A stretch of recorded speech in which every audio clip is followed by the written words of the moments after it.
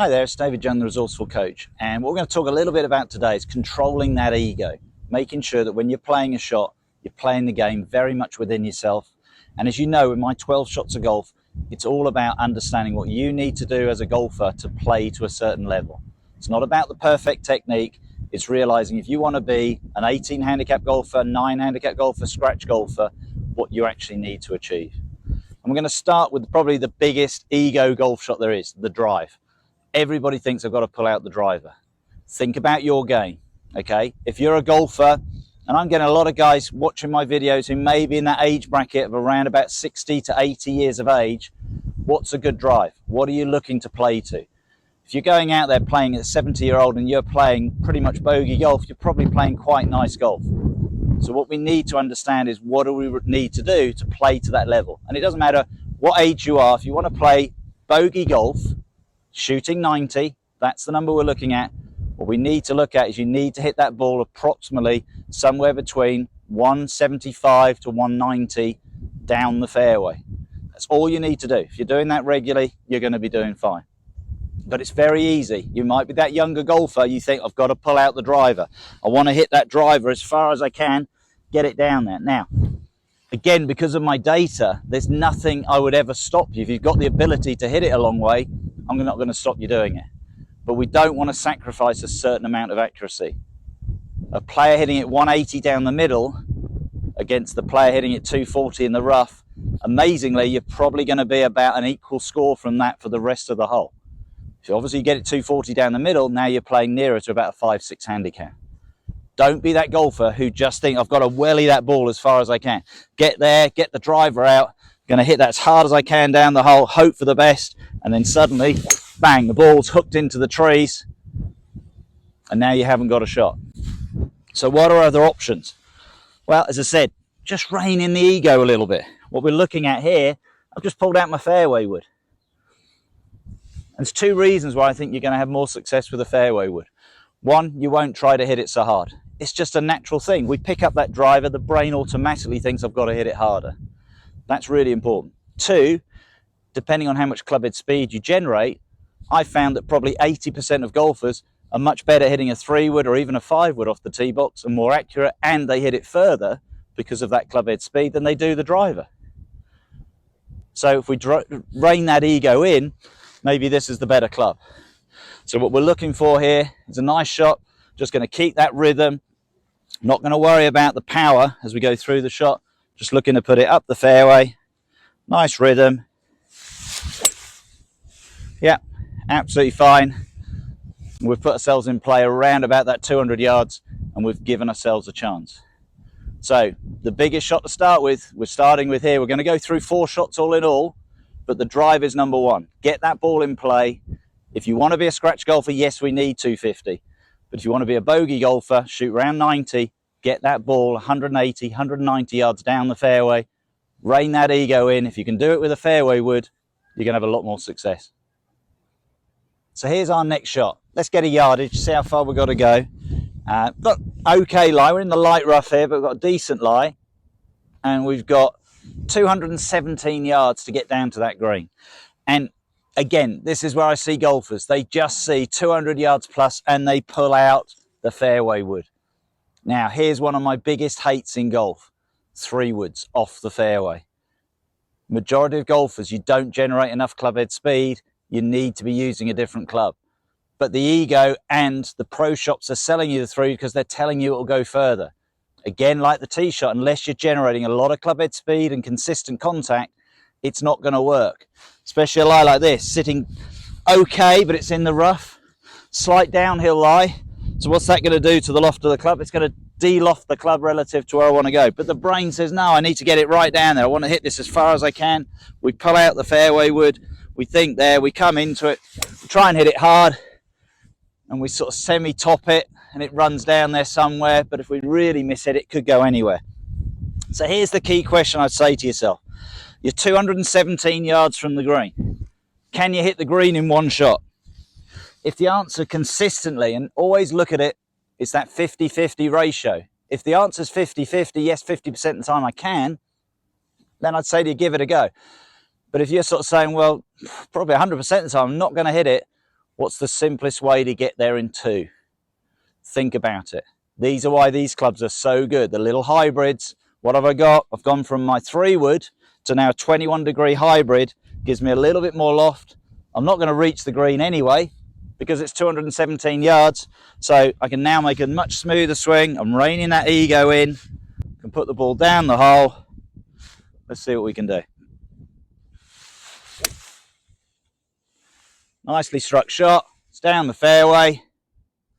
I've given myself now probably a 30-40 yard pitch. Maybe a little bit longer. It's a bit cold today. But I haven't put myself in any trouble.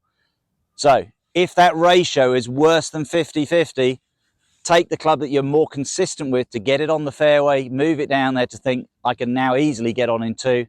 If you have got the skills and you can hit that fairway wood, give it a go. But I haven't found a lot of golfers who can do it. So if you are going to buy a fairway wood, make sure it's a 5-wood. Okay, because the loss of the clubs have reduced so much over the years. A 3-wood now, some of them are only 13-14 degrees. If you're hitting it correctly, it's like hitting a driver off the ground. Take a 5-wood or your hybrid, you'll have a lot more success. So here's our 3rd shot. It's the par 3 where the greenkeeper's put that flag in a little bit of an awkward position, but the brain wants to attack it. It wants to go for it. And we've just got to control that ego. We've got to make sure that we don't get sort of caught out, what I call by these sucker flags. So it's only 140 yard par 3, this one. And Rob has put this, literally, it looks, winter greens, he's just put it about 2 or 3 paces onto the front of the green. And in front of the green, we've got lots of uneven, rough grass that really we don't want to be in. It's going to make the chip very difficult. And if you think about it, if we end up in that grass, we're going to end up in a situation where we're chipping onto a green, again, with very little green to work with. So let's look at my 12 shots of golf. What's a good shot? In this situation, people think 140 yards, I should be putting this on the flag every time. If you are, brilliant. But even a scratch golfer on average is going to put this around about 30 foot from the flag from 140 yards. If you're an 18 handicap golfer, if you get this ball, to be honest, within 10 to 15 yards of the green, you're doing okay. Think about it. If you can then chip it on, 2-putt, you've got your 4. So in this situation, I can take the club that I think is the exact number, and I think that's the right thing to do. And let's see what happens. I've got the exact number, 140. For me, that's a nice solid 8-iron.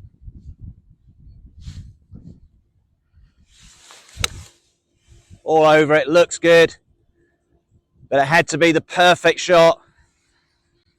Haven't got there, okay? So now, the problem is I've now got that chip, and as a scratch golfer, I'm not within 30 feet of the hole, so I'm not going to make that score that I want. I'm going to have to do a great up and down. So, get rid of the ego. Realise what's a good shot here. If I can put this ball anywhere on the green, as we said, 30 feet, you're a scratch golfer. So play to the middle of the green. Don't get suckered, caught out in these sucker flags. Look at it, think middle of the green. That will do me nicely. So I'm taking at least 1 more club here. In these conditions, I'm actually going to hit 2 more clubs. Make sure I get there. Yeah, that's comfortably on the green. And what have I left myself? Around about a 40-foot putt. I'm okay with that. But a 40-foot putt, making sure I get to the green, is far better than trying to be exact and ending up leaving myself that awkward chip. Again, control the ego. Get to the green, you're going to have a lot more success. So here's our final shot. Probably with the driver, the second one I see is the biggest ego thing. And it's people wanting to hit high lofted shots into the green. And I'm not saying if you can do it, I'm going to stop you. But I see this error all the time. People get here, what do we got? About a 60-yard shot.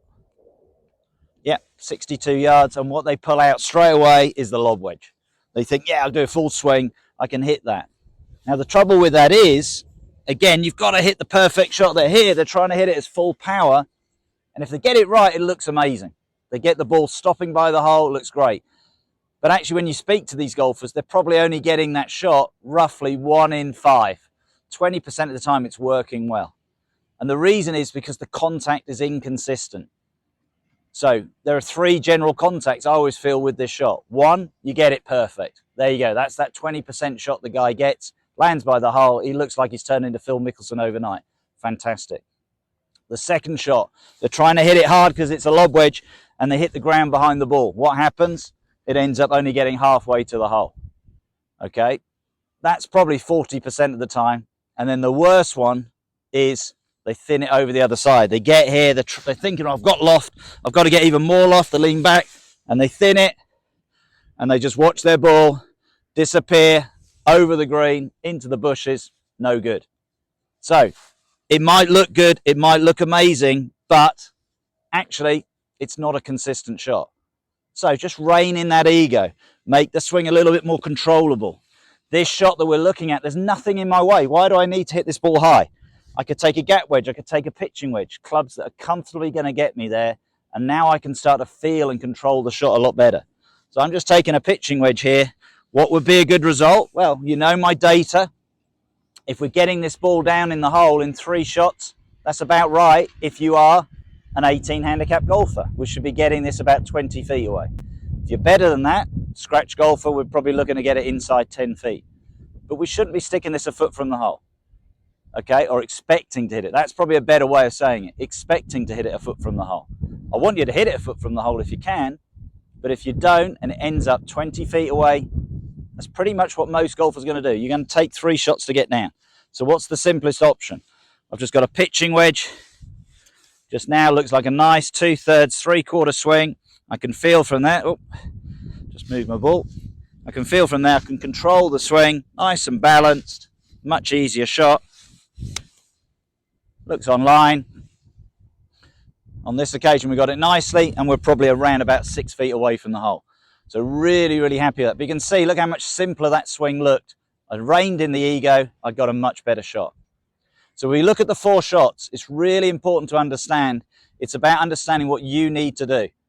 With the drive, get it in play.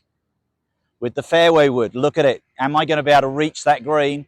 Would a hybrid be more consistent?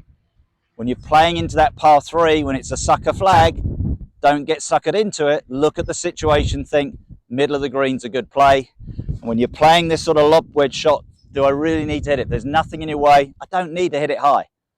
So take a wedge or a gap wedge, much smoother swing. If you hit it nicely and your greenkeeper's doing his job correctly, the greens will be receptive, the ball will stop on the green.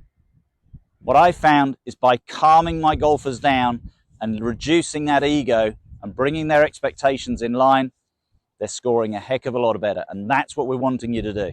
We're looking to reduce those scores. All of my videos are around encouraging you to improve your scores on the golf course. Please watch the 12 shots of golf videos that I've done and understand at your level what you need to achieve. We cover what a scratch golfer, a 9 handicap golfer and an 18 handicap golfer needs to do. Look at that data, use it, and you'll be amazed at how you'll start to see those scores come tumbling down. I hope you've enjoyed today's video. If you have, please subscribe to my channel, share it with your friends, and I look forward to seeing you soon.